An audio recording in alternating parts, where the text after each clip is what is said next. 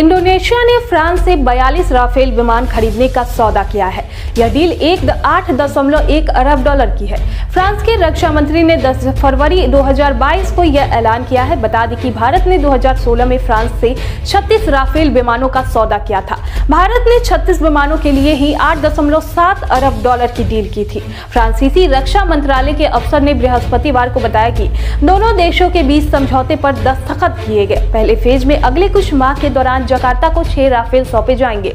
बाकी के 36 विमान अगले दौर में हस्तांतरित किए जाएंगे। इनका हैंडओवर या तो इस साल के आखिर में हो सकता है या फिर अगले साल की शुरुआत में। उधर इंडोनेशिया ने एक बयान में फ्रांस के साथ हुए समझौतों पर हस्ताक्षर की पुष्टि की। यह समझौता भारत के बाद इंडोनेशिया को हिंद प्रशांत क्षेत्र में दसॉल्ट एविएशन द्वारा निर्मित जेट पर भरोसा करने वाले दूसरा देश बना देगा। इस डील के बाद साउथ ईस्ट एशिया क्षेत्र में इंडोनेशिया फ्रांस से हथियारों की खरीद करने वाला सबसे बड़ा देश बन जाएगा। फिलहाल उसका नंबर सिंगापुर के बाद आता है।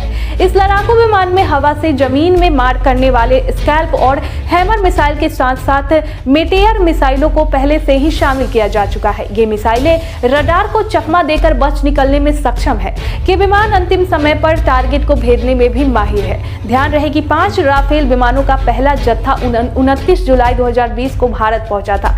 इन विमानों को अंबाला में एक कार्यक्रम में आधिकारिक रूप से भारतीय वायुसेना में शामिल किया गया था।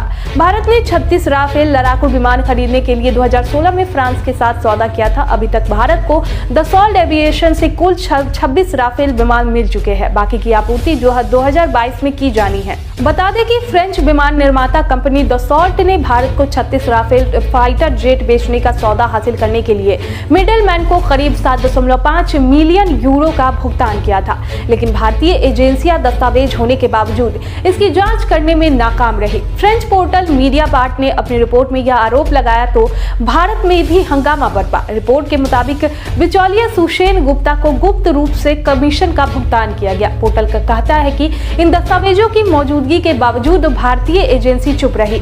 सीबीआई और ईडी के पास अक्टूबर 2018 से सबूत है कि दसॉल्ट ने राफेल जेट के बिक्री सौदे को हासिल करने के लिए सुशेन गुप्ता को घूस दी। 2019 में आम चुनाव से पहले कांग्रेस नेता राहुल गांधी ने राफेल खरीदने में गड़बड़ी का आरोप लगाकर पीएम मोदी पर जमकर निशाना साधा था। राहुल ने सार्वजनिक मंचों से चौकीदार चोर है जैसे तक नारे लगवाए थे। कांग्रेस इस मामले में जेपीसी जांच की मांग करते रही, लेकिन सरकार ने इसे अनसुना कर दिया। हालांकि मामला सुप्रीम कोर्ट तक भी पहुंचा। कोर्ट ने भी सुनवाई भी हुई, पर तत्कालीन सीजेआई रंजन गोगोई की बेंच ने याचिका को खारिज कर सरकार को एक तरह से क्लीन चिट दे डाली।